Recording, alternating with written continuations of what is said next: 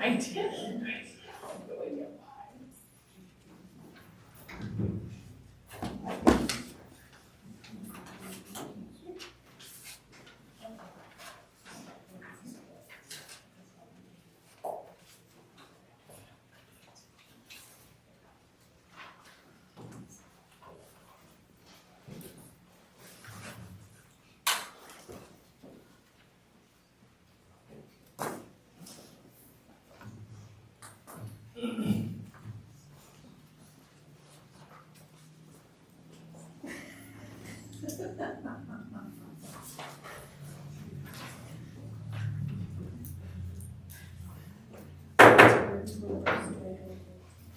We will call this meeting to order.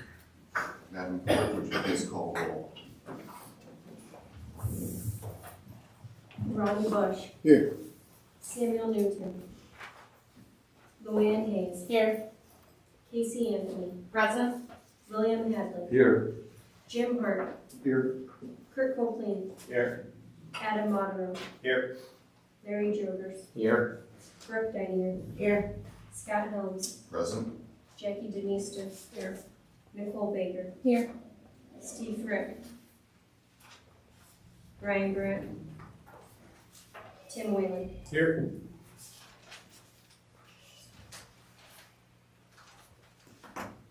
$13 present, 3 absent. All right, very good. Mr. Jogers, would you please lead us in prayer? Sure. And Mr. Copeland, would you lead us in the pledge thereafter? Dear Heavenly Father, we come to you in the name of Jesus. You alone know all things even before they happen. So Father, tonight we invite you into this meeting to guide us with your wisdom in every issue we discuss and vote on. We ask you to help us stay focused and engaged. Please send a peaceful spirit of cooperation, respect, and teamwork in all that we do and say. We thank you in advance for your help and guidance tonight. Blessed is the nation whose God is the Lord, and blessed are those who are invited to the marriage supper of the Lamb. In Jesus' name we pray. Amen. Amen. I pledge allegiance to the flag of the United States of America and to the republic for which it stands, one nation, under God, indivisible, with liberty and justice for all. Is there a motion to approve the agenda? So moved. Mr. Bush, is there a second? I'll second. By Ms. Hayes. Is there any discussion? Mr. Copeland? Let me get your microphone on. Go ahead. I'd like to make the following amendment to the agenda under Public Works. First action item, approval of consultant to create region-wide action plan. I'd like that removed. That's been tabled over to next month. Okay, is there a second?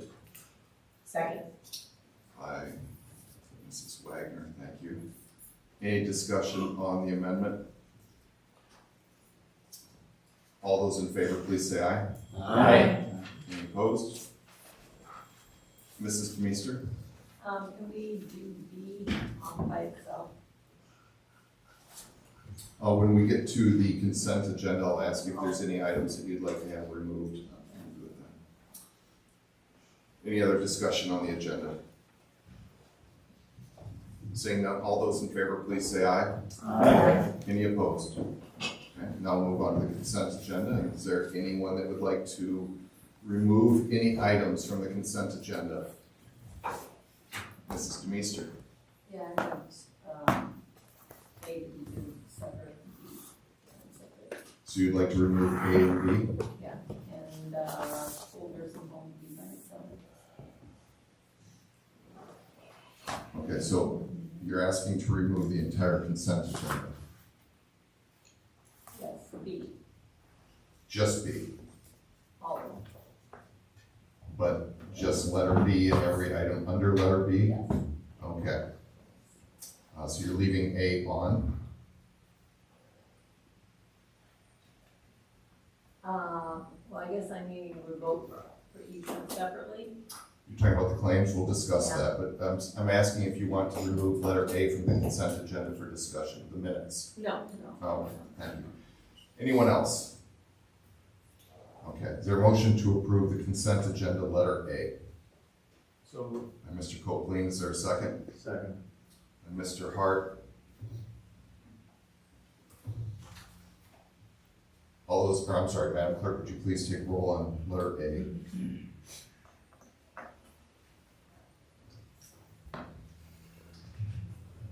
Kurt Copeland, Aye. Adam Monroe. Aye. Larry Jokers, Aye. Brooke Deininger, Aye. Scott Holmes, Aye. Jackie DeMeester. Aye. Nicole Baker. Aye. Steve Frick, Yes. Tim Whalen, Yes. Ronnie Bush, Yeah. Luann Hayes, Yes. Casey Anthony. Aye. William Hadley, Yes. Yes. 14 ayes, 0 nays, motion carries. Is there a motion to approve letter B? So moved. By Ms. Anthony, is there a second? Second. By Mr. Bush, any discussion? Mrs. Demeester. Yes, to put nursing home by itself. Okay, so you're making a motion to amend? Okay, is there a second to that motion? I'll second By Mr. Whalen, is there any discussion on the amendment?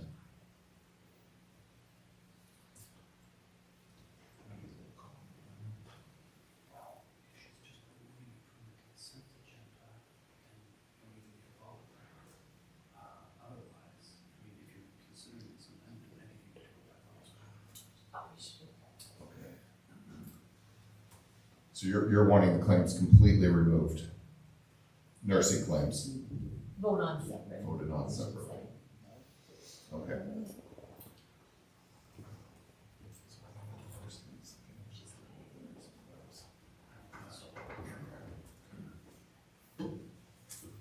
So is there, I'm going to ask you to retract the first and the second, just on the nursing claims to remove those, and we'll just vote on the claims in B minus nursing, and we'll vote on those secondly. Are you okay with that? Okay. I believe we have a motion and a second to approve letter B minus the nursing claims. Madam Clerk, please take roll on that, please.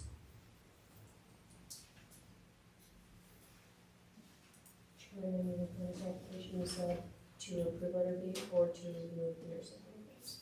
Because if it's to remove the nursing home claims, we just retracted those.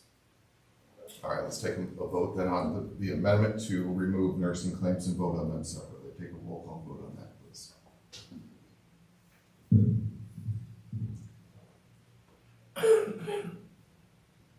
Jackie DeMeester. Nicole Baker. Aye. Steve Frick. Yes. Tim Whalen. Yes. Ronnie Bush. No. Luann Hayes. Yes. Casey Anthony. No. William Hadley. No. Jim Hart. No. Kurt Copeland. Yes. Adam Monroe. No. Larry Jokers. Aye. Brooke Deininger. Aye. Scott Holmes. No.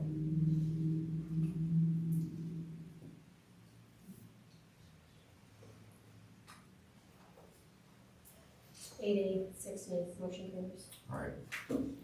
Please take roll call on the claims minus nursing.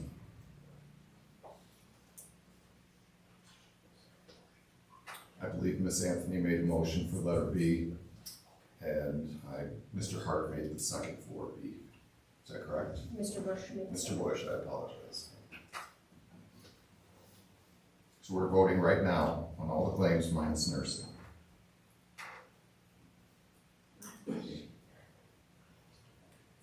Go ahead, Okay, talk in your microphone, please. will do. Thank you, Chairman. My question is, why? Why did we just pull that out? Was there a reason? I'd just like to know before I vote. You're just voting on all claims except for nursing right Okay. now. Okay, that's fine. I still want to know why, but, okay.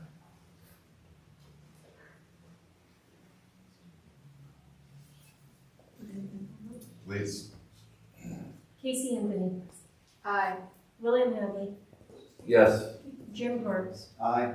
Kurt Copeland. Aye. Adam Monroe. Aye. Larry Jokers. Aye. Brooke Deininger. Aye. Scott Holmes. Aye. Jackie DeMeester. Aye. Nicole Baker. Aye.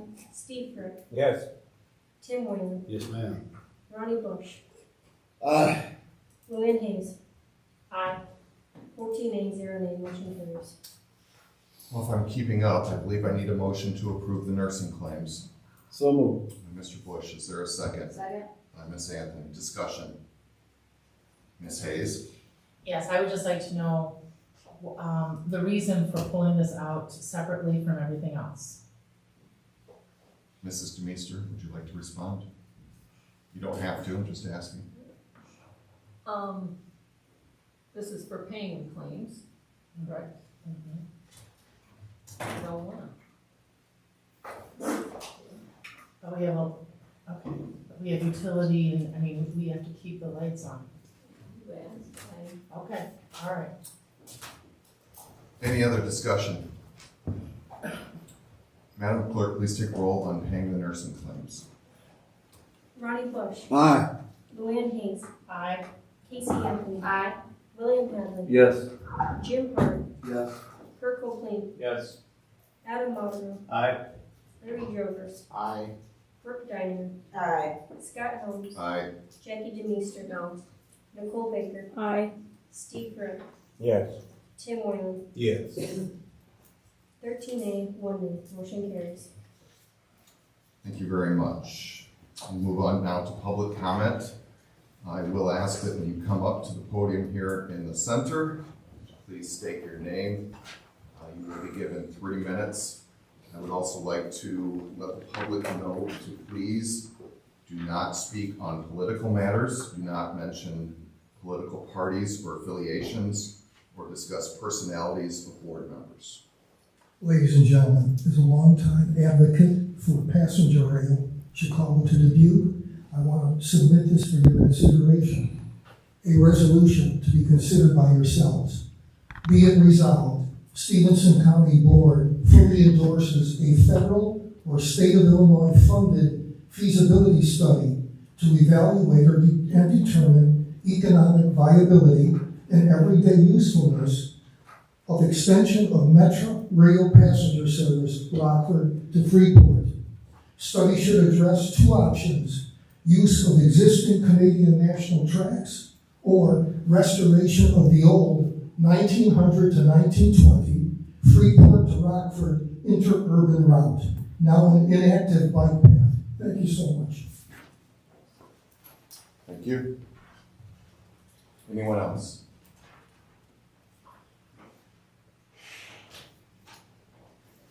Okay. Oh. Yes, please, come on up.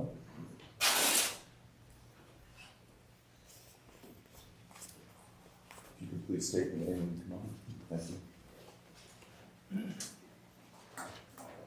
Thank you for allowing me the time to speak about my concerns. My name is Mary Pena, and I'm a citizen of the village of Winslow, a wife, a mother, and a child of God.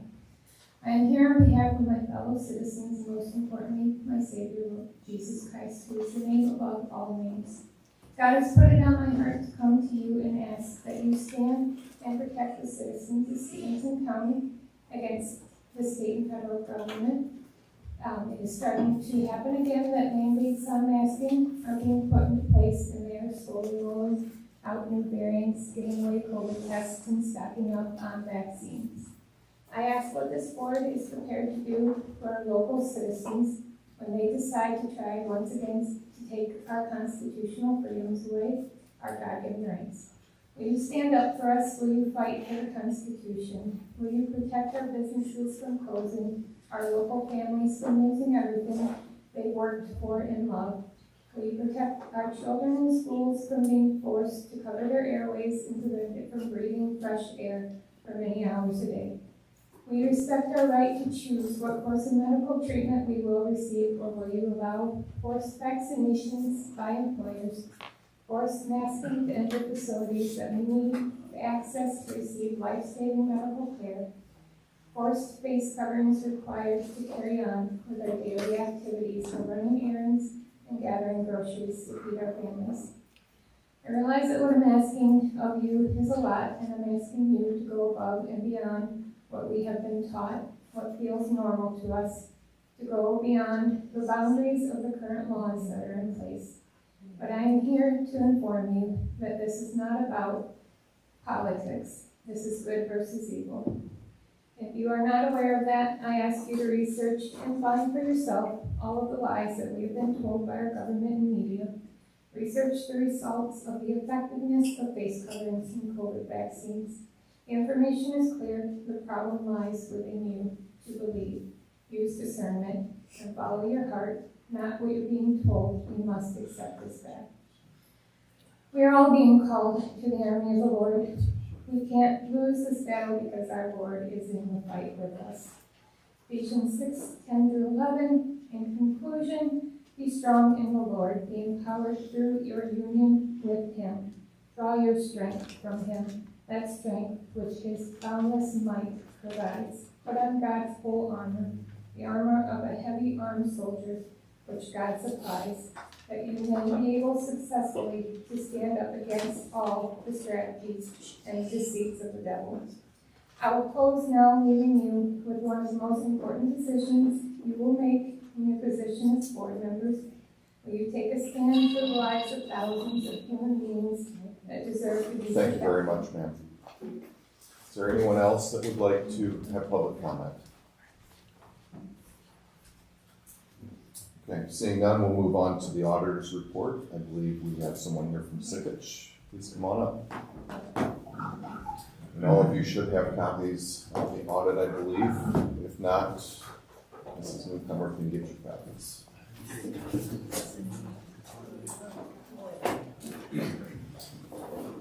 Good evening, everyone. If you could wait just a moment if you would, so everyone has copies before we start. Thank you.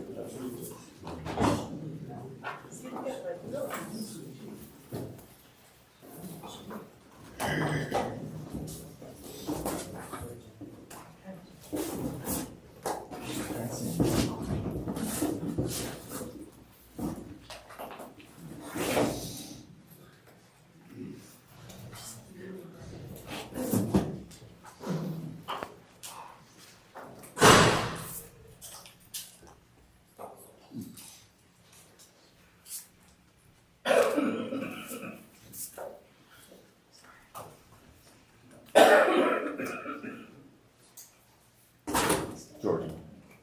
Oh, sorry. Separate pieces. Me too, Georgia. You too? And the way. Yes, I can one too. My grade's better. Casey, do you have one? No.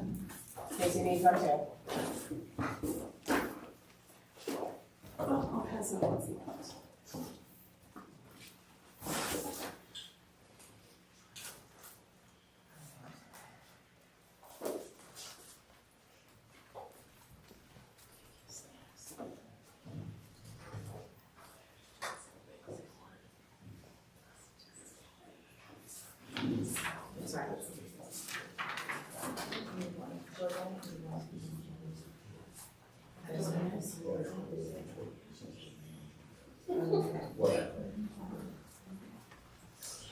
Thank you.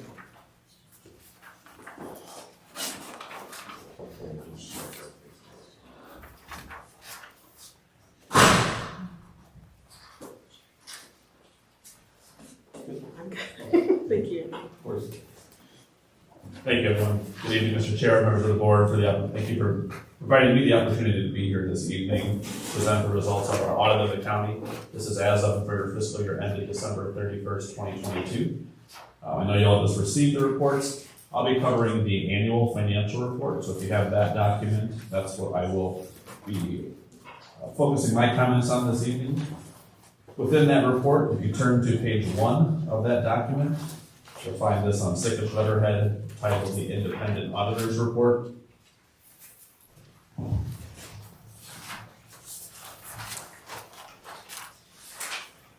Within the Independent Auditor's Report, call to your attention a few items within that document. The first section of this report is the opinions. Pleased to present to the board that we've issued a clean, unmodified opinion on the county's financial statements as of and for your fiscal year ended December 31st, 2022. The clean, unmodified opinion is the highest level of assurance that we can provide as auditors, and it means in our opinion the financial statements are fairly presented in all material respects in accordance with generally accepted accounting principles. Also want to call to your attention the paragraph below, but the change in accounting principle. that the county did implement GASB, Governmental Accounting Standards Board Statement number 87, for your fiscal year ended December 31st, 2022, changing how you account and report for any leases that the county has. The following page, page 2, outlines the responsibilities of management for the financial statements. Management is ultimately responsible for the fair presentation of your financial statements in accordance with generally accepted accounting principles. Our responsibility as auditors is to express an opinion based on our audit of your financial statements in accordance with generally accepted auditing standards as well as generally accepted government auditing standards, the latter of which is required based on the level of federal and state dollars that the county spends on an annual basis. Immediately following the independent auditor's report, you'll find an additional report. This is a separate report required in accordance with those generally accepted government auditing standards. That document covers the report on internal control over financial reporting as well as a report on compliance and other matters. In the report that we've identified no compliance findings as part of our audit. However, we did note 3 items that were considered to be material weaknesses during the course of our audit, which I'll highlight for you here in just a moment. Those items can be found starting on page 7, which is titled the Schedule of Findings and Question Costs. The first entry just relates to the number of journal entries required as part of the audit process, so material audit adjustments.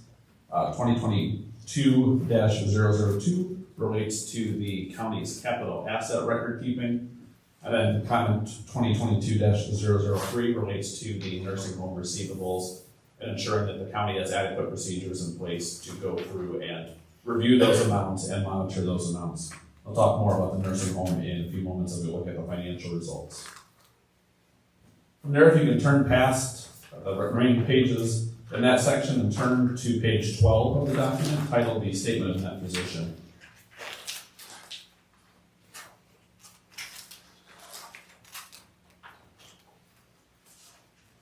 The Statement of Net Position is presented on an economic resources measurement focused full accrual schedule here.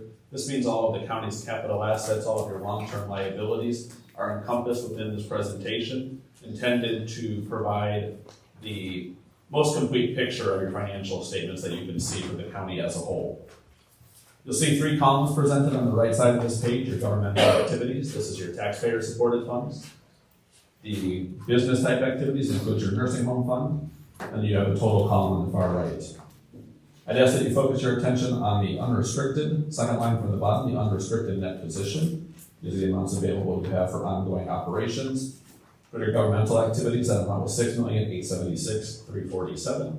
And you'll see in the business type activities or the nursing home column had an unrestricted net position deficit of about $593,000. The following 2 pages, pages 13 and 14, present the statement of activities.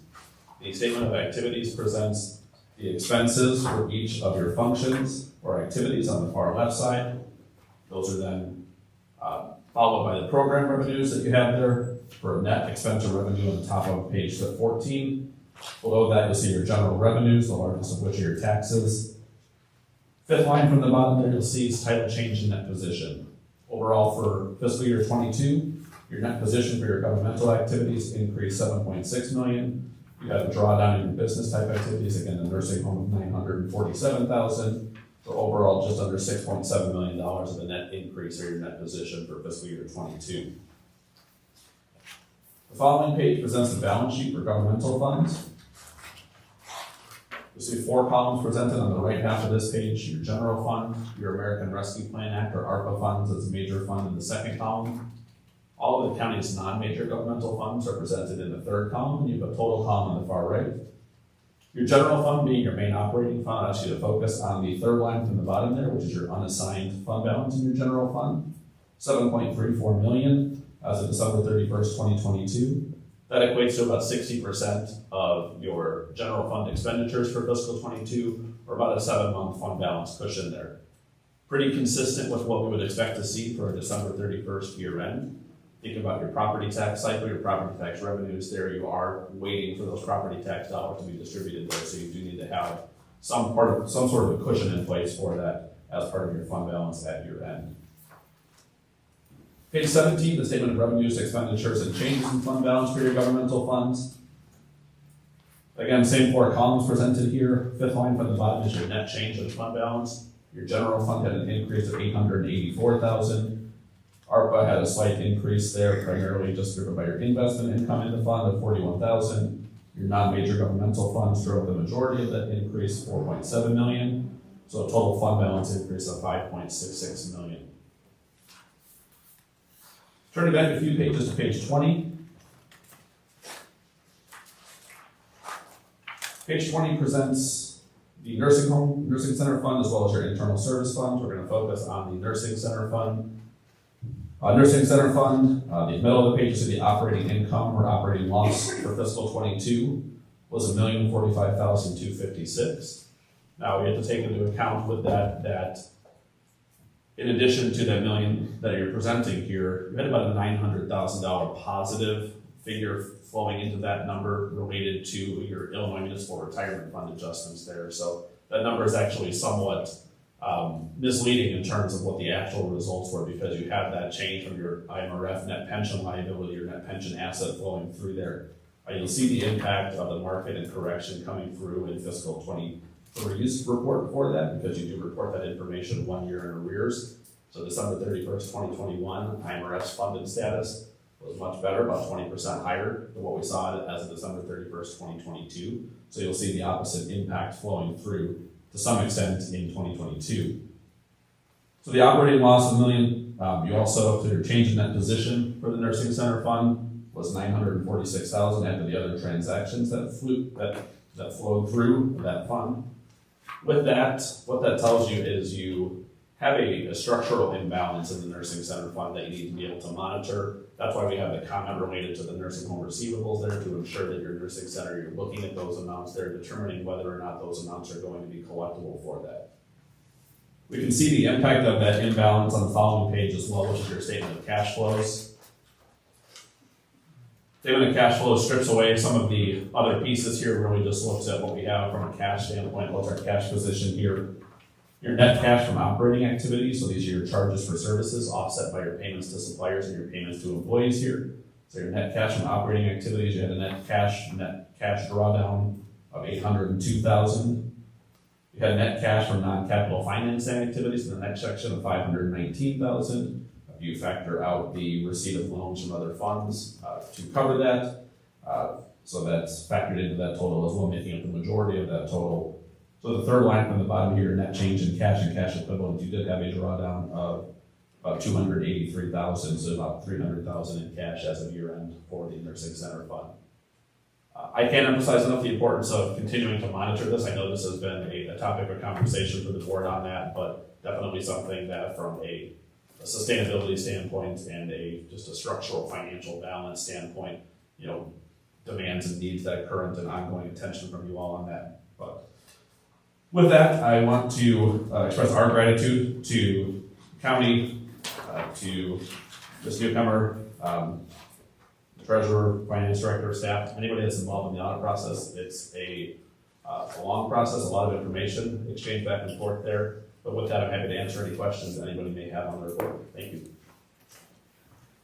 Mr. Whalen, go ahead. I just want to commend you, sir, on the work that you guys did. It was fantastic. Had a great report of the Finance Committee on Monday night as well. We appreciated the time there to review it. So, well done. Thank you for that. Anyone else? Miss Anthony, go ahead. Thank you. I can't find the exact place where I found this, but I would like you to go a little bit more into one of the deficiencies related to things not properly put into the system in a timely fashion. Is this making, I wish I could get the correct. Are you looking at the material or the nursing home receivables? No. Or material audit adjustments? Probably the material. I would imagine it's the material audit adjustments there, and what that is a matter of being able to go through and ensure that all the amounts are posted as part of the year-end process for that, and being able to incorporate those amounts into the financial statements as part of that. So what the impact is in terms of timely reporting those entries as part of the audit and year-end close process is if those are identified during the course of the audit, or being able to monitor those pieces there. So, but if there's other specifics, I'm happy to answer as well. Can I follow up? Please.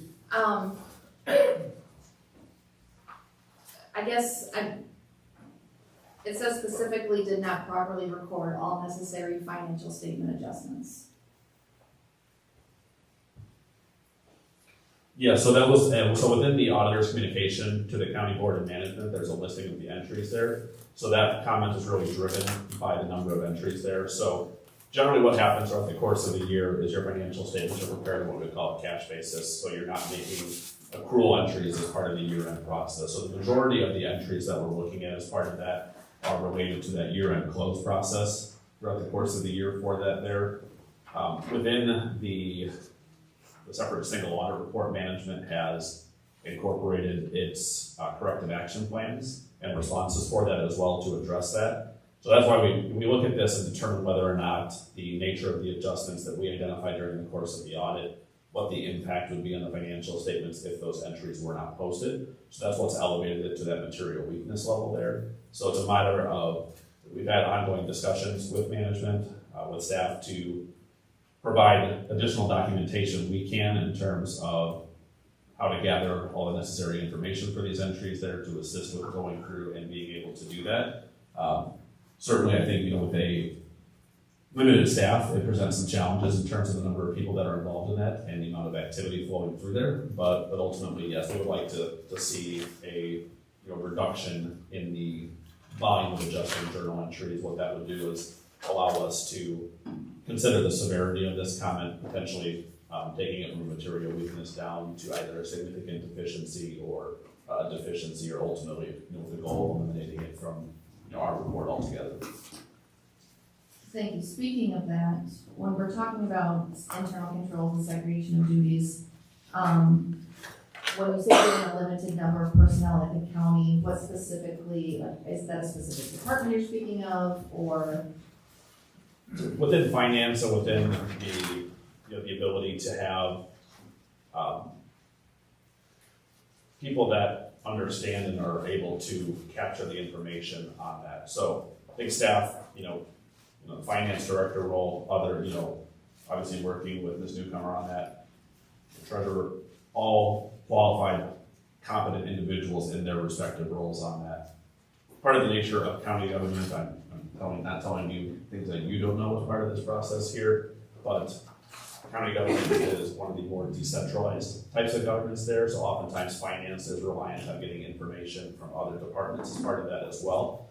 So purely just the volume of transactions that are processed under different constitutional authority, under different offices, makes that a bigger challenge in county government than we see it maybe in a township or a smaller entity as part of that. So really it's a matter of understanding and looking at the entries. I would, we've advised staff in our discussions and our exit meetings with them as well, is focus on some of the larger ticket items that are part of that, identify what those, what's causing those entries there, and work to identify procedures and policies to address those items. And that will go a long way towards, I think, reducing this in total. There may always be things that are, you may agree to have things that are part of the audit adjustment, one-time year-end entries, right? INRF, net pension amounts related to that, for example. Many of our clients say, just adjust that as part of the audit. We know how to do it. We know where to get the information from it. It's just easier. We only do it once a year. Capital assets, things of that nature there. The biggest thing I can say, though, kind of looking at that comment along with the receivables comment there, when you have a particular, what we call reporting unit or opinion unit that has a higher level of risk associated with it, so your nursing center in this case here, particularly making sure that you're looking at those entries there and being able to monitor that throughout the course of the year would be my strongest piece of advice. Thank you. Mr. Hart. I just have a couple of questions, one on the receivables for the nursing home as well. Mr. Hart, could you move your microphone closer, please? Thank you. I'm sorry. One of my questions was the nursing home receivables. I just want to make sure my understanding is that this has been resolved. I don't know that the auditor can talk talked to that, but my understanding was that this was resolved throughout the audit. And Sure. we have different procedures and that's been rectified. I would defer to Ms. Montgomery on that if I could. Am I? You are. So there are corrective measures that we've identified through this, looking at last year's, so they'll be in place moving forward. I would expect to see 2023's maybe a mix by the time it was brought to our attention and those processes got put into place. But after that, they would be in place to the best that we can do it right now, yeah. To the auditor, again, just a question, you know, my understanding is that we've written off most of the old receivables and the things that hadn't been, that frankly should have been written off earlier. And that we're also are accruing for a reasonable amount of bad debt now. That those two things are what you're directly referring to, I assume. Yes, that's correct. And I think the other piece of it that is important, and I believe from, you know, my understanding from our conversations that we've had with staff is that doing those on a more frequent basis, looking at that information because of the nature of it, because of the volatility and the collectability on those, being able to do that, not just as part of a year-end close entry, but at whatever time frame management is appropriate, quarterly, whatever. And when you guys audited that and looked at that, I'm sure that you look at what the standard is for the particular industry involved. You know, in other words, you know that those receivables are going to be older than most enterprise type activities that the county would have. Correct, and we factor that in. There's a variety of tests that we perform as part of that, looking at whether it's looking at as a percentage of revenue.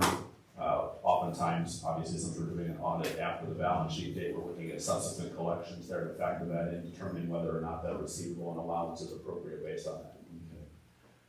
One other concern I've had in looking at the financials has been, and I'm not sure if it is part and parcel of some of the management and material weakness concerns that you guys audited or not, but personally, I have an issue in terms of our not having everything accounted for in the same fashion. You know, asking Ms. Newcomer to help me address this. You know, I'm referring to what is colloquially called off-board accounts. I don't think those are a good idea.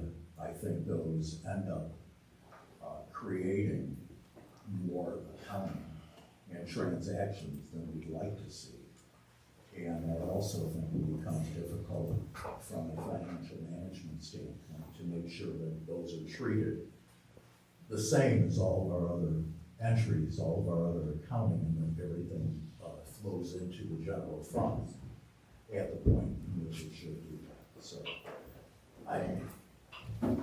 Ms. Newcomer, do you have anything you want to add to that? Because I know I was gonna say, I think. I can comment briefly on it, and that speaks to some extent, generally as an auditor, I am not a real big fan of, you know, different sets of accounting rules or different sets of things being tracked in a different manner for that, right? That generally can lead to, you know, challenges in getting the right information, getting timely information, getting accurate information as part of that. So certainly understand and appreciate that. It does speak somewhat to the comment I made earlier related to how county government is structured, right? A lot of these funds that are treated in that manner are separately authorized by sections of statute that allow those constitutionally elected officers to maintain and operate those funds there. Right. So even if the board were to make an effort to direct something like that to happen, you don't necessarily have the authority because statutorily they can choose to manage those things there. So the best advice that we give as part of that process, working with the counties that we do, is ensuring that while it may be your own separate account that you can track and account for and you understand what the spending rules are for that, it doesn't mean that it should be without controls as part of that. So we do consider that as part of the process there. We don't do obviously detailed tests of each of them every year, every transaction there, but I certainly can understand and appreciate the point.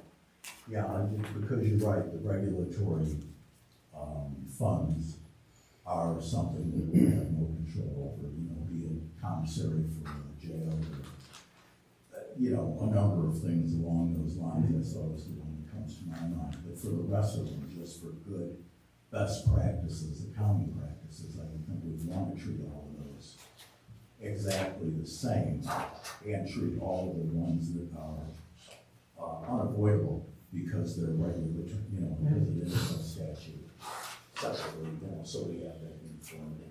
So I'm not, it sounds like you're agreeing that that's a decent price. Yeah, I think the more you can centralize and provide consistency to that process, the more faith and comfort you can put into the financial information that you're getting.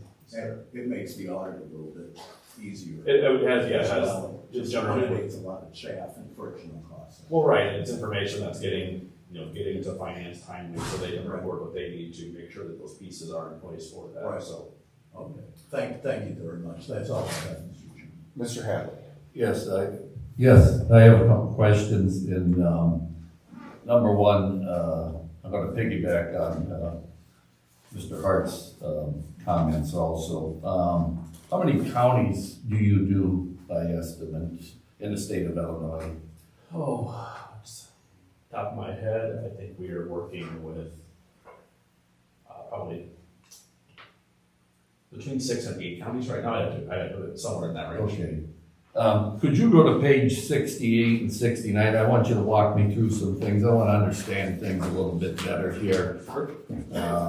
So we're looking at government funds here, starting. You got yours up now? Sure. So I know a lot of these, but I want some, like the county highway, or like bridge, township, match, and all this. This is motor fuel tax money we're talking about here, or we're talking about levies? So you do have the county motor fuel tax is I think the fifth column over there. So you'll see that one separately. Yeah. So county motor fuel. So county highway, county bridge, county matching all have tax dollars and levy dollars going into those respective funds. Okay, and then the motor fuel tax. GIS, that's funds that GIS gets for. Those are charges for services that are. Charges for services. DUI equipment. That is That is a mandatory clerk, that is a mandatory fund or charge through the clerk of the circuit court office, a charge that is tacked on to certain court cases, DUI cases, things of that nature. I know about youth diversion, mental health, tuberculosis, animal control, veterans, circuit clerk administration and operations. What's that then?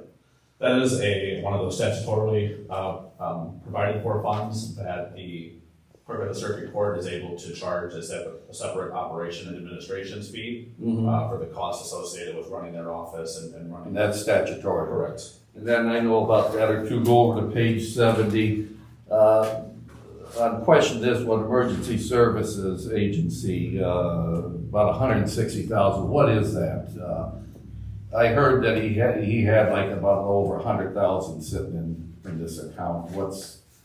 This is on page 70, first one. The ESDA fund? Yeah, emergency management services. That I believe is just the cost and the amounts being gathered for emergency responses as part of that fund there. I don't know if Ms. Newcomer has any additional information or if they're yeah. And it's not this is not set by statutory. No, I don't have it in front of me. I have just the amounts are going into the fund this year. I can see what's in there, but in terms of what revenues they're recognizing, we have those all classified as miscellaneous revenues in fiscal 22. Then I know about the 911 drug funds. This is money that they confiscate from drug funds. And there's a couple different ways that drug funds can come in. That's another clerk of the circuit court fine that could be associated with that as well. So some amounts may go into there from a fine. That's statutory too. And then, mechanical public safety, coroner, I know about the coroner funds, court automation, probation funds, treasurer, court supervision, yeah, environmental evidence, liability, okay, on page 73, zoning public hearings, there's like, about 90,000 from last year.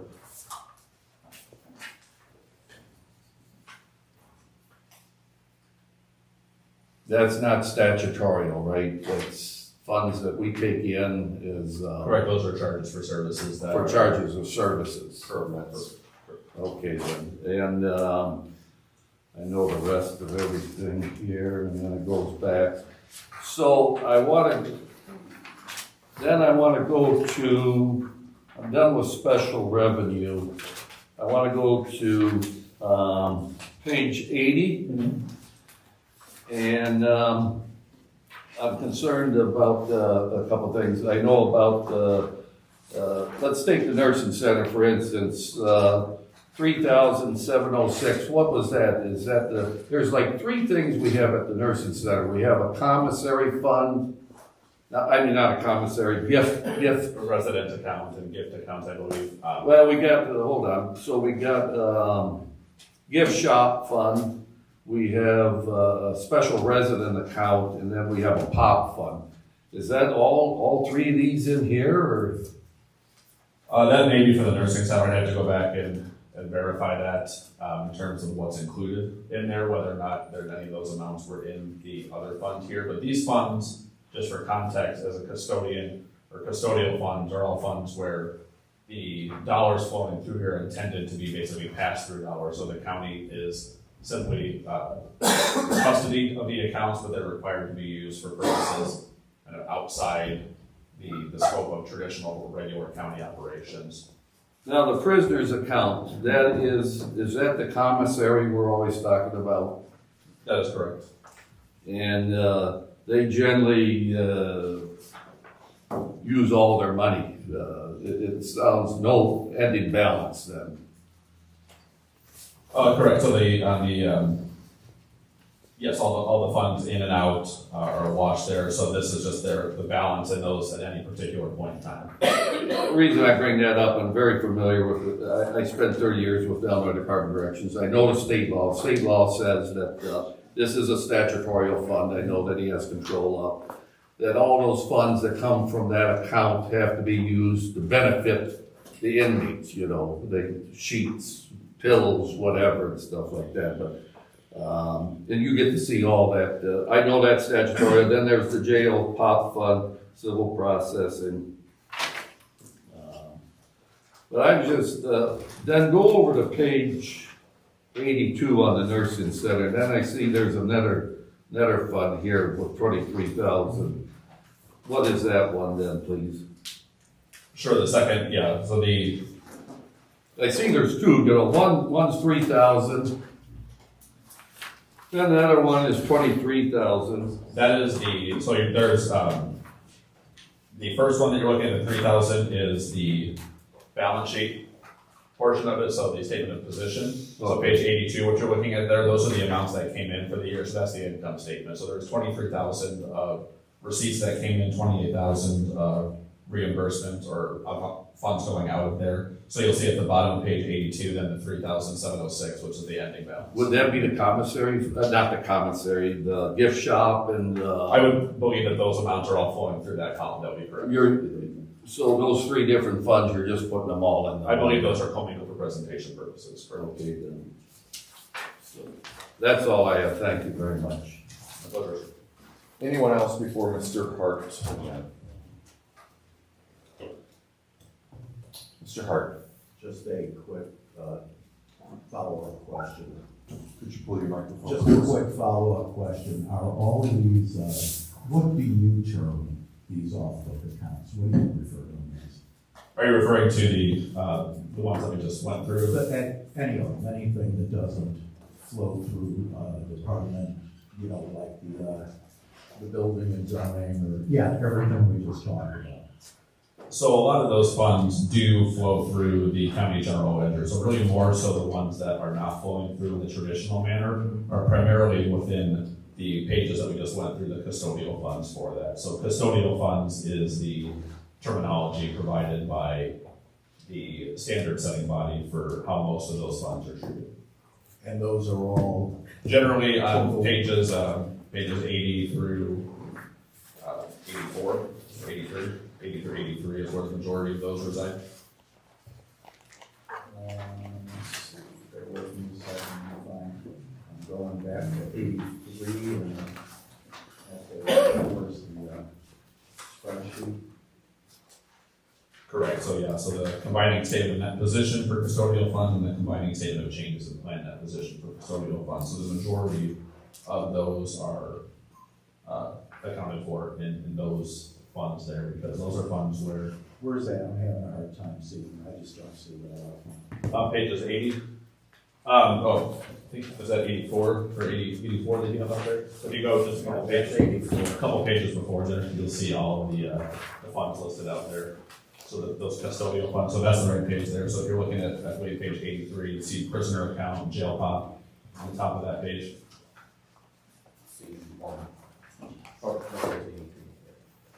And yeah, there's some I'm not seeing that must be referred to as something other than custodial fund.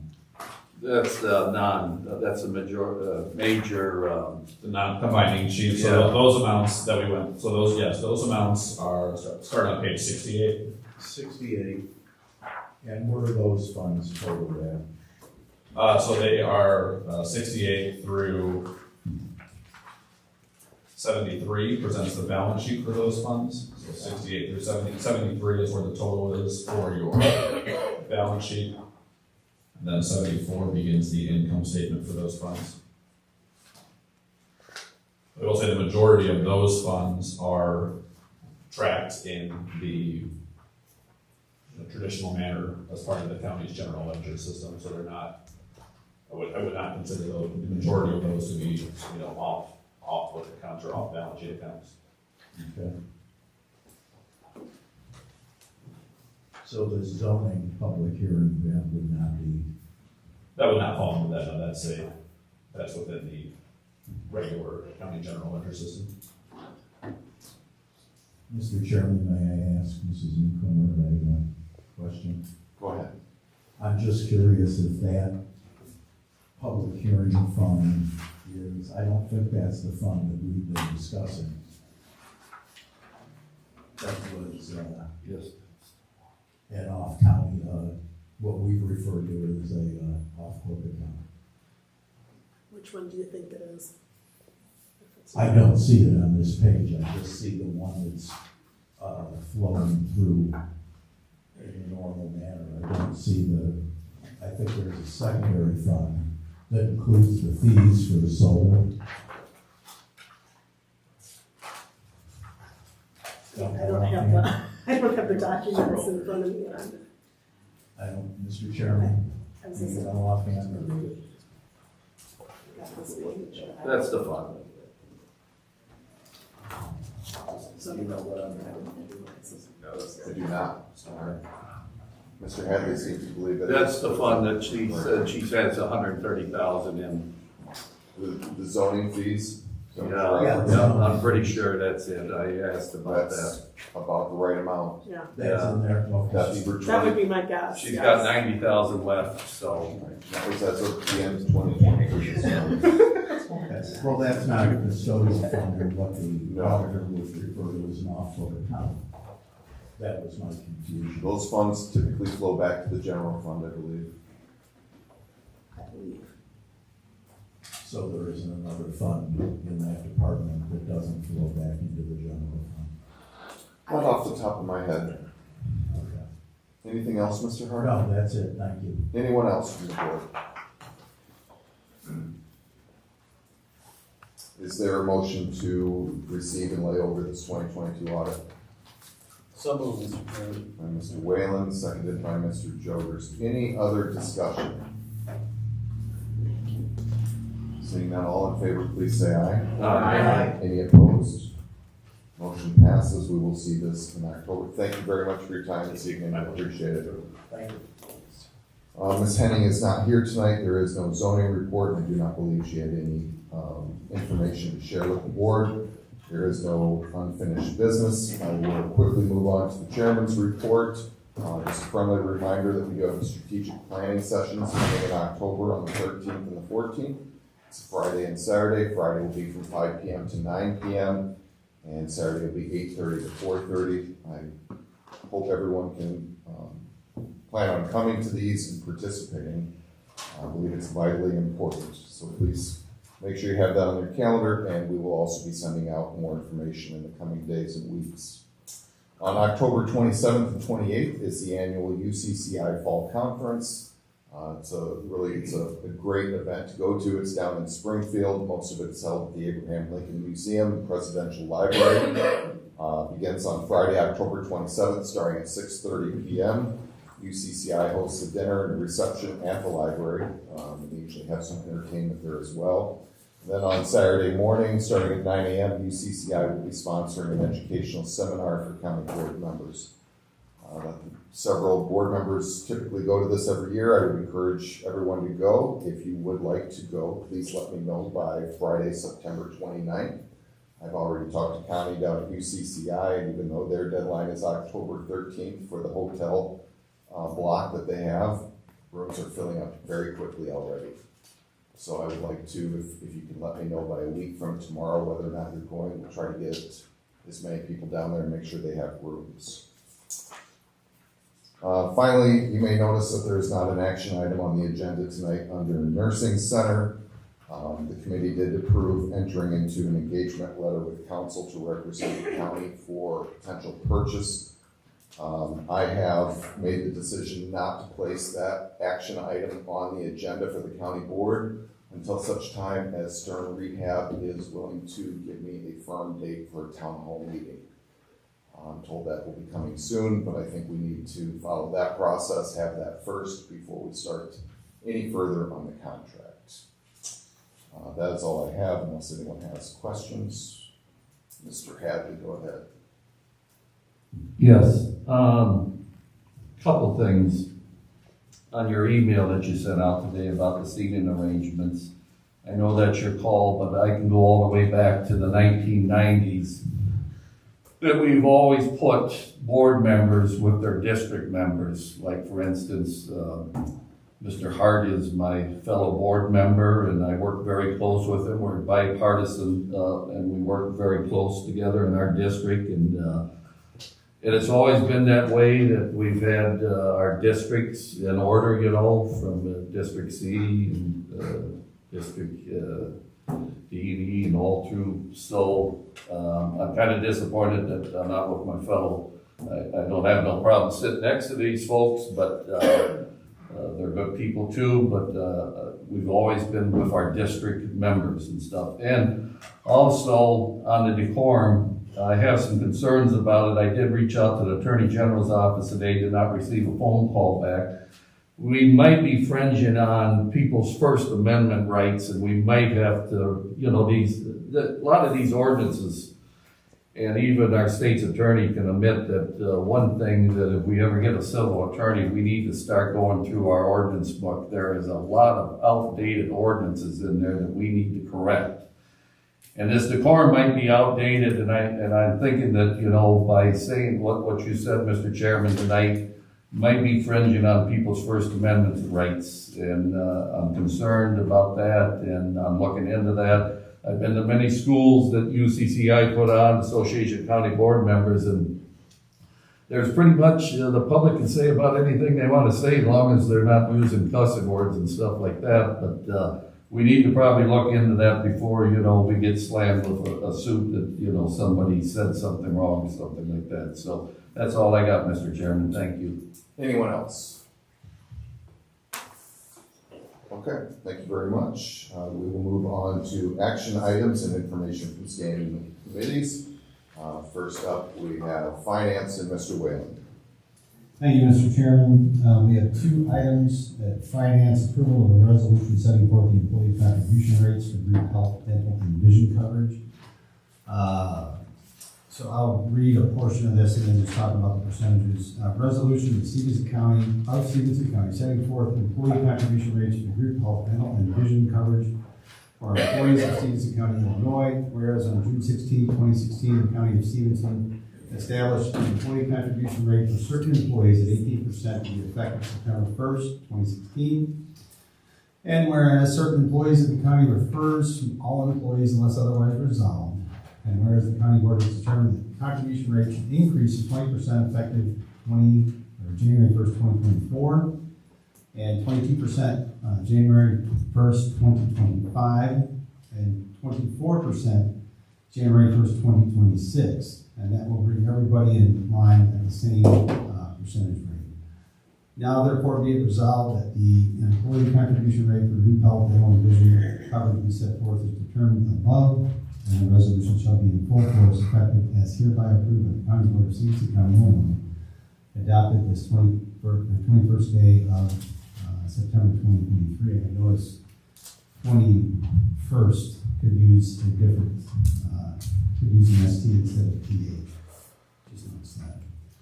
But this came out of finance unanimously after discussion, so I would so move to approve. Is there a second? Second. By Ms. Neininger. Any discussion?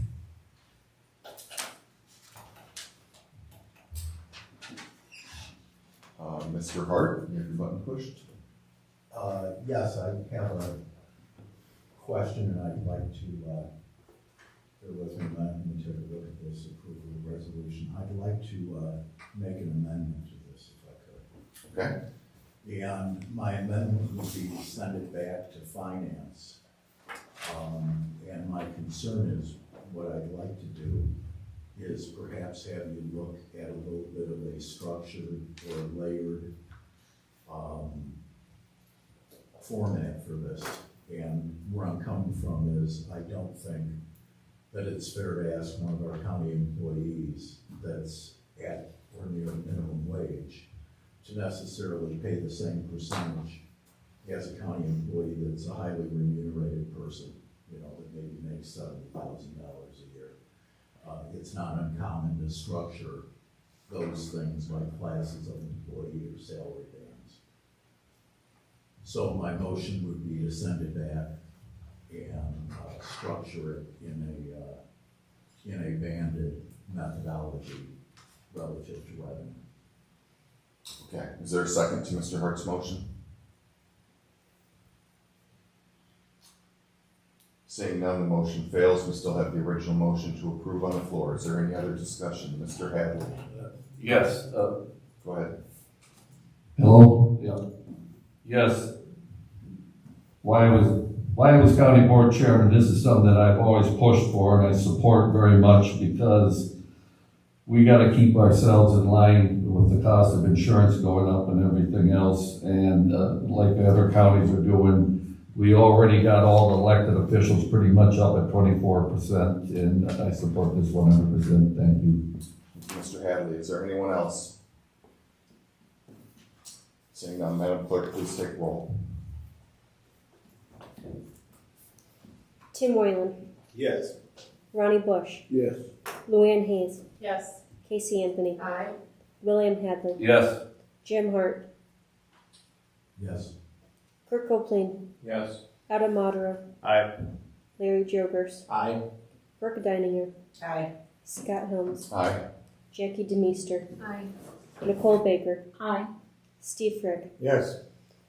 14 A, 0 nay, motion carries. Thank you very much. Mr. Whalen, you have another item? Yes, sir. Sale of surplus properties came up at finance on Monday and was approved unanimously to move forward with the sale of, let me get back to there's 24 total resolutions, and I'm not going to read through each one. I believe these were mailed to everybody. If you haven't had a chance to look at it, then I apologize, but they're very much the same across the board. 18 of these are sales. 11 are being sold in the city of Freeport in accordance with the demolition plan. 2 have already been demolished. 7 are being sold to highest bidders. And the sealed bid auction for properties that Stephenson County has a fiscal trustee. The remaining 6 parcels are reconveyances. Property owners will be regaining their property deeds because they have successfully completed a payment plan with the county's trustee agent to ensure that all back taxes and fees have been paid. So all 3 of these situations benefit the county by working in partnership with the city of Freeport. For one, to mitigate blight and otherwise dangerous structures, which is that initial group of 11. Puts abandoned properties in new owners' hands who are likely to keep property and returning the parcels to the tax rolls. That's the group of 7. And returning the property to owners who have worked diligently to pay their back taxes back. And that just excites me to no end. I think that's cool. So that's the group of 6. And so I would so move to approve the sale of these properties as presented by resolution. Thank you. Is there a second? By Mr. Frick. Any discussion? All those in favor, please say aye. Aye. Any opposed? One opposition, motion passes. Any other information on your committee, Mr. Wood? I would just say we got through about 2/3 of the budgets, I think, give or take, on Monday, and then Ms. Adrian had a bit of a problem connecting over her computer, and so we didn't get through the rest, unfortunately, but we'll continue to work diligently to hope, I'm kind of hoping to have everything wrapped up next month, so we're ready to go in November and approve everything. Thank you, Mr. Chairman. Thank you very much. We will move on to public property and safety. Mr. Copeland, you don't have any action items, any information? No action items, Chairman. We did discuss with the coroner, brought forth an idea of increasing the salary rate for the office of coroner due to the workload. We understand this, and he's not concerned about himself, not running for coroner next year. This would be to attract more interest in the job. We also went over the supplemental requests for the budget from the different departments and prioritize them with forwarding them to finance. That's about all we do. All right. Thank you very much. Mr. Hadley, go ahead. Yes, Mr. Copeland is, I know that our chairman's been talking about a new program the sheriff wants to start with the 4 new deputies and everything. Is the sheriff going to make himself available to the county board to discuss the setting up the program? I got a couple questions. I guess I can call him, but if he's coming to the board, I think it's a great idea, but I just have a couple questions. Is he planning on coming to the board to address us on his new program? Yes, we're going to do that in November, but we can do it sooner. He's got a packet that he's given out at Public Property and Safety, and we can forward that. I kind of thought that was sent to all board members. It was? Okay. We'll get it out again regardless. Okay. It has the action plan along with the associated budget, but he can speak to it at Public Property and Safety next month, or I can have him come to the board in October if you'd like. Yeah, I'm quite interested in the program. I maybe have maybe one little concern, but we got to do something about the crime rate inside the city of Freeport. We don't have a crime problem outside the city of Freeport. We got a huge crime problem inside the city of Freeport. And I represent a city district, and I have a lot of concerns. I live in a real nice neighborhood, and things are hitting right in my neighborhood now. Now, if I could, when we first started talking about this, and when I really tried to push for it, I remembered back maybe 6 or 7 years when there was issues going on, and then Sheriff Snyder's had talked about, give me a unit and send it out on Highway 20, and I'll stop a lot of the drug traffic and just bad things coming into Freeport. Well, that never went anywhere.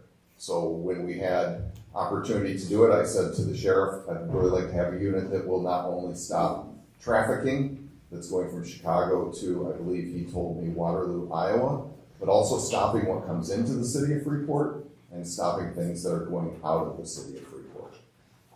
We've already had conversations with the city and the police chief on how to coordinate to make sure that we're adequately covering all areas, not just in the county. Of course, the county unit will not be operating within the city unless there's a joint operation of some sort, but I will have him here in October. I like to have them here because the public should hear this too, you know, I mean, a lot of us inside the city of Freeport don't feel safe anymore. Right. I wouldn't feel safe right now walking from the courthouse up to where I live now. Wouldn't feel safe. At one time we could do that, you know, but Well, and as you know, you started the process with Millrace Crossing, and unfortunately that's been paused, so we have an opportunity now to use some of those funds to help supply this unit, and the time is now, because if it's not now, it will never happen. okay, thank you. Anyone else?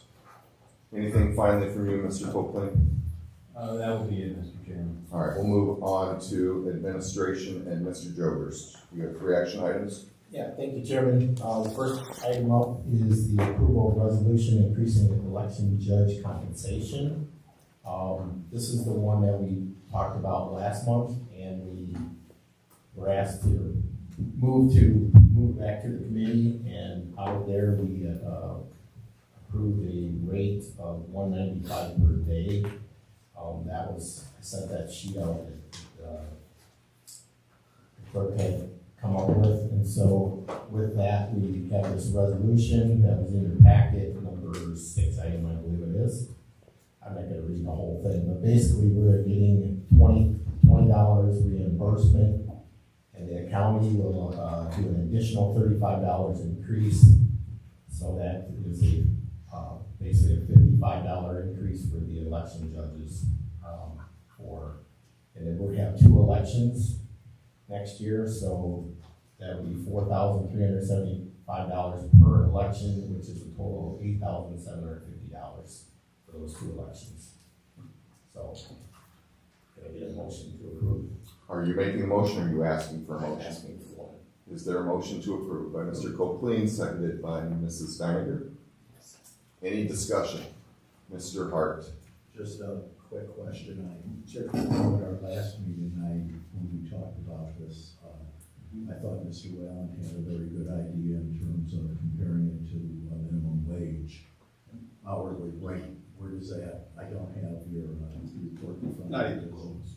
Not even close to that? No. Not even close. That's better than it was. Agreed. So that's what we came out of committee.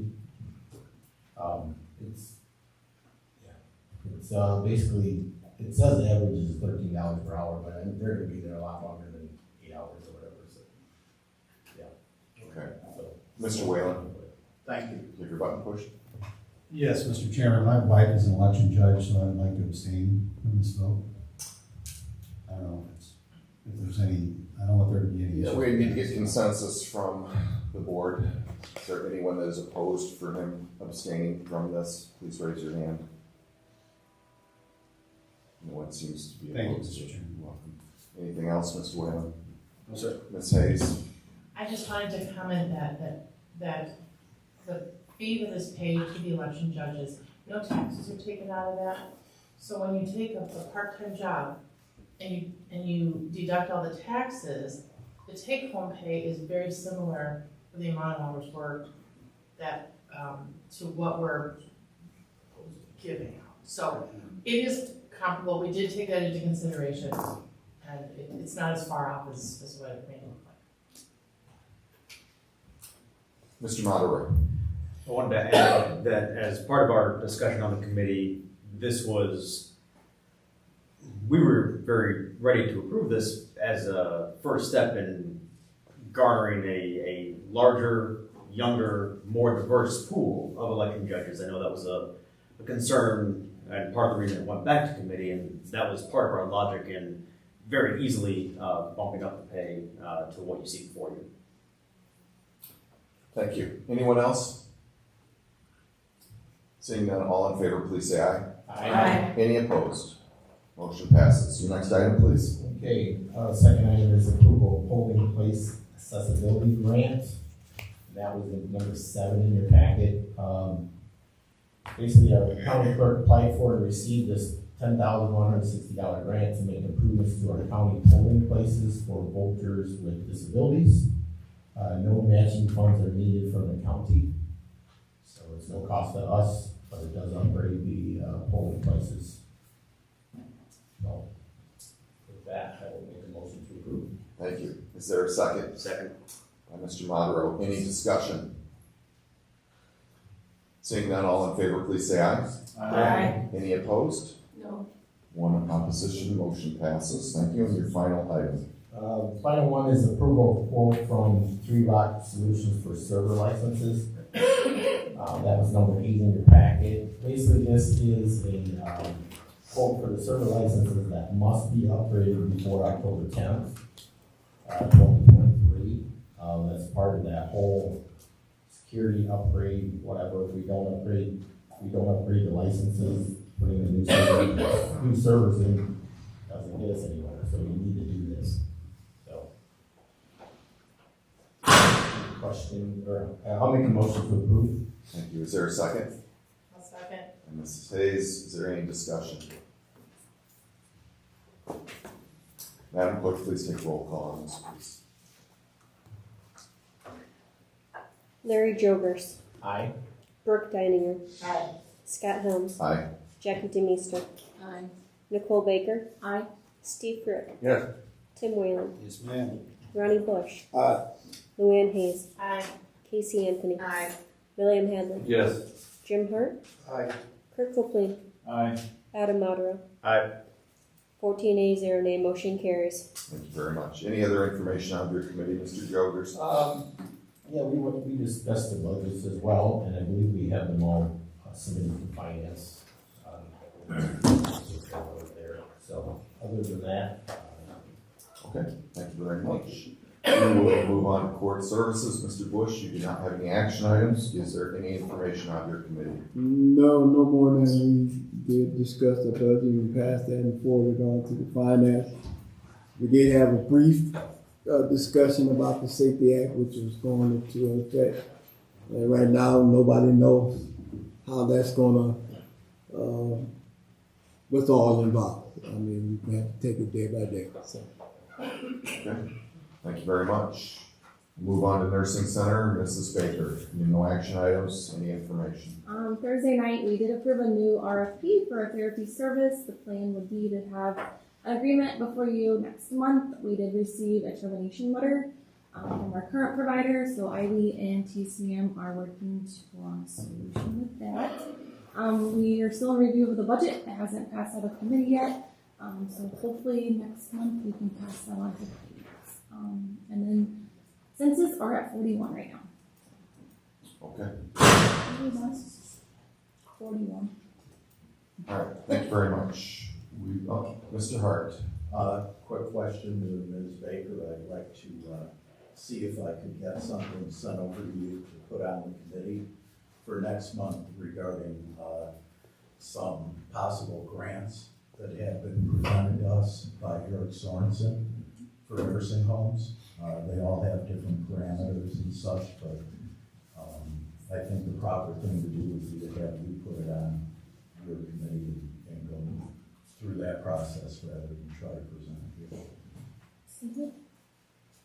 I'll send it over to you. Thank you. All right, thank you very much. We'll move on to planning and development. Mr. Frick, looks like there's no action items. Any information on your? Nothing other than that we have gone through our budgets and passed them on as well.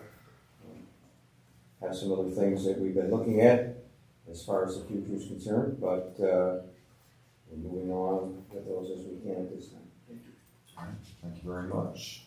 Public Works, Mr. Brandt is not here tonight. His vice chair, Mr. Newton, is also absent. So I will be presenting those. Engineer Rasmussen, if you wouldn't mind coming up to the podium to discuss the details and information out of committee, if you would.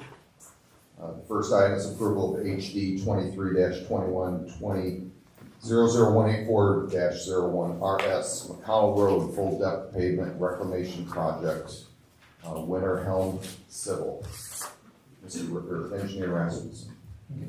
I'll give you a timeline of the grant approval process that we went through that brought us to this point here, and then I'll answer any questions that you might have on it. We submitted for this DCEO, Department of Commerce and Economic Opportunity grant in June of 2020 to fund McConnell Road improvements. We awarded that grant in May of 2022. Grant was for $1.25 million. At a June 15th kickoff meeting with DCEO, they recommended hiring Fair Graham to manage the grant for us because of all the hoops that you have to jump through for the grant. So in August, we hired Fair Graham for $17,500 to manage the grant. The original timeline for this grant approval was we were supposed to have a grant agreement in December of last year. In December, we were told we would have the grant by February. In February, we were told we were going to have the grant in March. And then in March, we found out the DCO office was unoccupiable, and they lost a bunch of their staff. So for a period of about 2 months, they were going through training and working out of boxes. So and I was keeping in contact with Fair Graham for a monthly basis to try to keep the process going. In April, we were told that the grant is in process, and DCO had finished their training. In May, we were told the staff has wrapped up everything and they're moving on the paperwork. In June, we were told that the grant agreement, we should have it by very early in July. Then in July, we were given a verbal notice to proceed by Fair Graham to move the project along. So the plans were already done. We just needed to update the plans, send them to IDOT for their approval. And when you finish the plans, you had to set a letting date. So I set a letting date of August 29th. That gives IDOT time to review the plans and then time to advertise for the bids. So we set that for August 29th. When I sent the plans to Fair Graham for them to send to DCO, they told us we were premature. The notice to proceed was just to update the plans, but not to send it to a letting. So I pushed back on them that's not really a notice to proceed if you can't go to a letting. So on August 11th, we were told by Fair Graham that if we put DCO language in our bid advertisement, DCO language in our bid documents, and went through a few steps, that we can keep our letting. So on August 14th, we received that language from DCO through Fair Graham, but it was too late to meet our August 29th letting. So we moved it a week, it still gives us enough time to let the project. So we set it up for September 5th letting.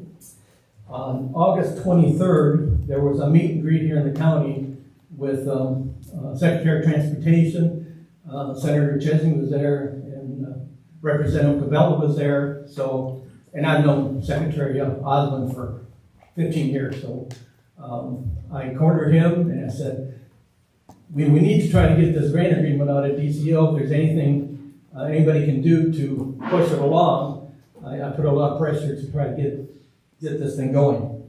So we had a August 29th status meeting that involved the DCEO, Representative Cabello, central office, local roads is involved, District 2 is involved, and we tried to get a status, try to get the grant agreement out of them. At that meeting, DCEO said that the legal counsel was going to weigh in on whether we could award the project, and we were supposed to have a notice of state award by the end of that week. And that was on August 29th. September 5th, we went to a letting. Helm Silver was a low bidder. The engineer's estimate was $1.688 million.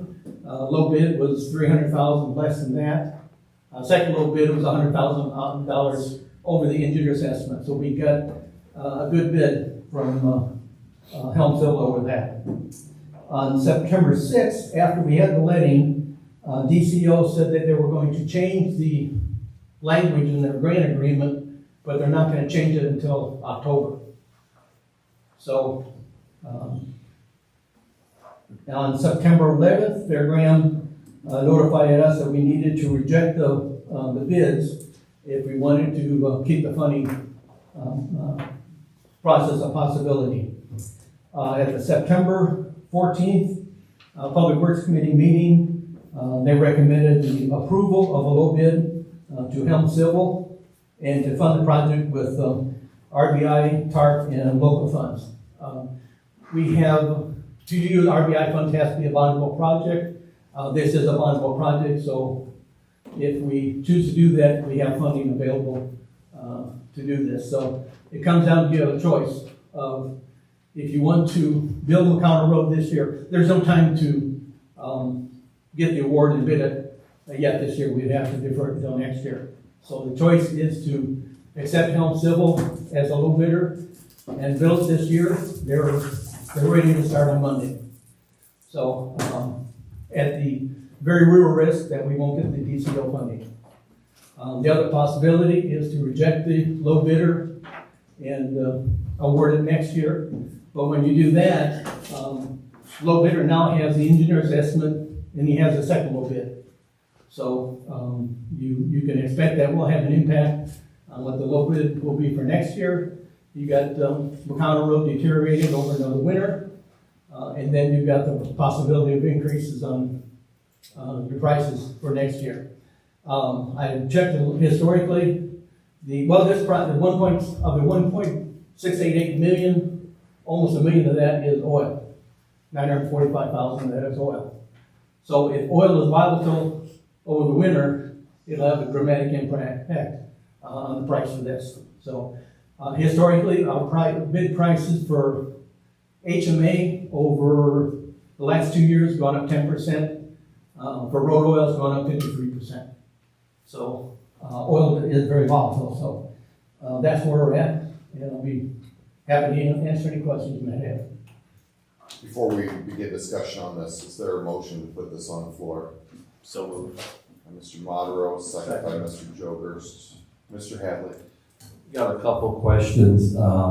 You're saying that possibility that if we go ahead with this, we're just gonna lose the 1.6 or 1.25? 1.25. We won't need all the 1.25 based on the low price that we've got. But we have a chance of losing this whole amount? Yes. And in that guarantee, there was money that we were supposed to be getting from Bernard Foods also. Still in effect. That's still in effect, that we will proceed to get a check written from Bernard Foods? Correct. Towards the project? I know the road's in bad shape. I worked very hard to get this money, lobbied down in Springfield. Only, there was like 300 and some applications for this, all this money, and only 32 people were awarded this. And, I know that if we lose the money, it'll go somewhere else, but, the road needs to be repaired. I don't live in the rural area, but I hear a lot of complaints of people that go to work down there, take alternate routes that are not, too good to take, so, I'll support this, but boy, I sure hate to lose grant money. Mr. Hadley, if I could, just real quick. Yeah. Dale, if I could. Mick from Fair Grant and I talked about this on Tuesday morning at length. He has information that DCEO hasn't even received the funding from the state yet. So he said we could get the grant letter and still not be funded in 2024. He has no guarantee of that, but the office itself hasn't received the funding for these specific grants. So I'm with you. I hate to walk away from money. I know you worked hard to get this down here. There's just no guarantee we would have the funding in 2024. And how long do we put off Bernard Food, which, as you know, we've talked to them over years of getting this road repaired, and their participation is, it's tied to whether or not this road gets completed timely. So I don't disagree with you. There's just so many unknowns. DCEO is without an office for 2 months, so they weren't doing any work. It's just ridiculous. We're even at this point. I hope we said something to our legislators about Absolutely. this. This is I love that. There's the Village of Justice, I believe, in the suburbs of Chicago that was awarded some money. I got the mayor's number yet. I'm going to call the mayor and see if he even got any of his money yet. Because we were at that news conference, the mayor of Justice and myself. So very disappointed that we have to, that we might lose that, but that's kind of a sad deal with the state not keeping their end of the bargain, you know, and stuff, because a lot of these people had projects ready to go, just not us. So I think there's probably 32 other municipalities and counties that are probably not happy. And has anybody reached out to Wendy Bell, the head of the organization, to talk to her? We have, I'm not sure about Wendy Bell, we have reached out. I work with her a lot, you know, and stuff, so. Michael Dunn Jr. from R1 Planning reached out. He's got a connection with them as well. Okay, thank you, Chairman. We, my foreman and I we drive the county roads about once every year to do a condition rating survey of all the roads. Condition rating survey is a 1 to 9 scale, 9 being a perfect road, 1 being the worst road in the world. McConnell Road rates a 3, it's the only 3 we have in the county. Everything else is 4 or above. So it is literally the worst road we have in the county. Mr. Whalen? Yeah, I was just gonna say, Mr. Chairman, I didn't realize it was this bad. When I heard about the delay on this, it doesn't sound like we have any guarantee we're ever gonna see this money. So I'm gonna vote to support it. Thank you. Mr. Hart? Yeah, I wanted to clarify. Can you please use your microphone? I've gotten messages that people are not able to hear you on Comcast. So if you pull that right up to you, they can hear everyone else apparently. I'm very soft-spoken. So you're saying that the 1.25 grant may never materialize? Is that what you're saying, Mr. Chairman? No, I'm not saying that at all. I'm just saying there's no guarantees as to when we would get it. We have to get the grant award letter first. Okay. And it's taken, we're on month 16 or 17 waiting for it. Mm-hmm. When they initially told us that we would have it by December of 2022.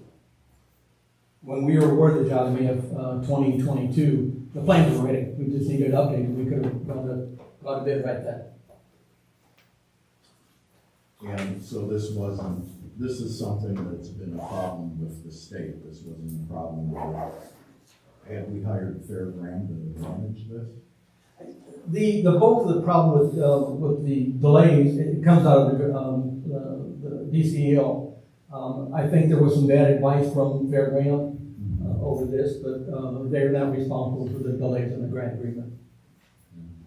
Mr. Jogers, I'll come back to you, Mr. Hart. Thank you. Thank you, Chairman. Yeah, we had quite a long discussion at Public Works about this. We felt it was best as a committee to move it forward and do it this year, based on the fact that the bids are now unsealed at 1.6, and the other one was 1.7 million. We rebid it.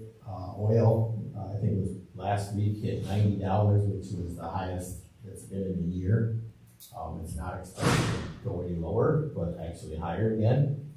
So all in all, adding up the numbers, we felt we were possibly missing out, not the 1.25, but maybe we're going to miss out on about 500,000 by the time we got all done and we paid it and higher oil prices. So with no guarantees of getting that next year, we think we need to keep going on this. So I'm going to vote to approve to build the road starting next week. Thank you. Mr. Monroe. Either number, the 1.25 or the 500,000 that we came up with, they're both rough numbers to swallow, and we on the committee, we struggled with it. But I do find it valuable to think of it not only as a financial issue, but as a safety issue. Like Dale said, there's no worse road in the county, and we all know what the roads are like in the best of conditions in the winter. It's going to keep getting traffic. It's going to keep being a liability, and it's going to keep being a hazard. We can move forward. It's not the most comfortable position financially we've ever been in, but I think with safety in mind, that does make that number a lot easier to deal with. Mr. Hart, did you have anything else? Yes, I just was curious if we move forward, we're not in any way forsaking the possibility of the grant. We're not, are we violating anything by not waiting? No, we wouldn't be violating anything. It just, there's a strong possibility we won't get the grant. But like I said, we have not seen the NOSA yet, and we have not heard anything from legal counsel about the impact of awarding it. And we don't have time to wait for legal counsel, it sounds like. Now, if there's any delays at all, there's no way we can advertise it and let it and get it covered by this year. Right now, we're right at the cusp of it. When I talked to the contractor, he's ready to start on Monday. It'll take about 6 days to process the base. Then they have to cure, and then we can do a hot mix overlay. So once we get the hot mix overlay, the rest of the work can kind of wait for weather. But we'll probably be doing hot mix at the end of October, which is still doable, but we can still do it. Dale, what is your recommendation? I'm in the road building business. Yeah, I do recommend that we accept Helmstead as a low bidder. Thank you, sir. Dale, didn't also someone from DCEO tell you that once they found out what the low bid was, that they questioned whether we needed the full grant amount anyway? Well, told me that. I didn't hear that directly from them, but we will not need the full amount if we have the 1.25. With the low bid, our TARP funding, we have truck access funds, and that will be later on the agenda. We have $325,800 of TARP funding set up for this, and with the money from Burner Foods, we only need we need $940,000. So even if we did get that money, we wouldn't be using all of it. Any other discussion on this?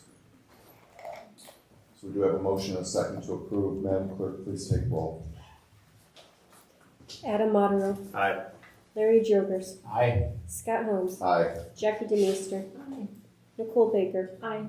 Steve Frick. Yes. Tim Whalen. Yes. Ronnie Bush. Aye. Casey Anthony. Aye. William Hadley. Aye. Jim Hart.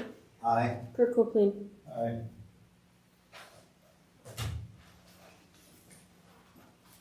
12 ayes, 0 nays, motion carries. Thank you. And Dale, we have a second item regarding the Powell Road full depth pavement reclamation project usage of RBI funds. Yeah. This is the funding that we will use now instead of the grant money.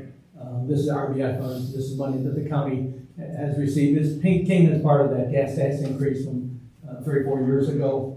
We got RBI funds that can be used for bondable projects, and this would be a good application for that money. Okay, very good. Is there a motion to accept? I'll make the motion to approve. Mr. Joger, second by Mr. Frick. Any discussion? Seeing none, Madam Clerk, please take roll on this as well. Larry Jokers. Aye. Scott Holmes. Aye. Jackie DeMeester. No. Nicole Baker. Aye. Steve Frick. Yes. Tim Whalen. Yes. Ronnie Bush. Aye.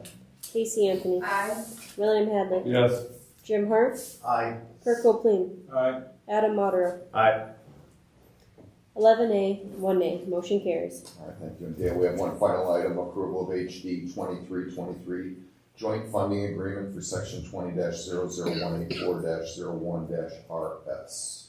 Yeah, this is a commitment from the county for the acceptance of the TARP money for this project. So it's saying that we have the funds out to match the TARP funding of $325,800. So by your earlier steps, we've done that. Is there a motion to approve by Mr. Jogers? Is there a second? Second. And Mr. Modero, is there any discussion? Seeing none, Madam Clerk, please take roll. Larry Jokers. Aye. Scott Holmes. Aye. Jackie DeMeester. Aye. Nicole Baker. Aye. Steve Frick. Yes. Tim Whalen. Yes. Ronnie Bush. Aye.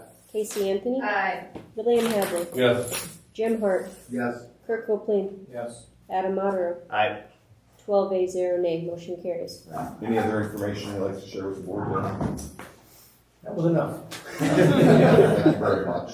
Thank you. Is there any public comment? Well, Chairman, Okay. I might be mistaken. Did we miss a public works thing, approval of consulting, regional wide? We actually removed that. from the Oh, agenda. that's right, that's right. It'll come back next month. Okay, sorry. Public comments.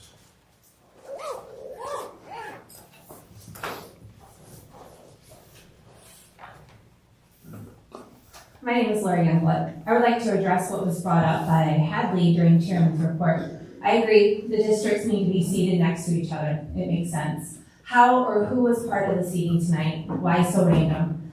At least seated next to each other, there could be no calls for politicalization. Regarding Chairman Helm's new role in public comment, it does infringe on citizens' First Amendment rights. I was surprised the state's attorney allowed it.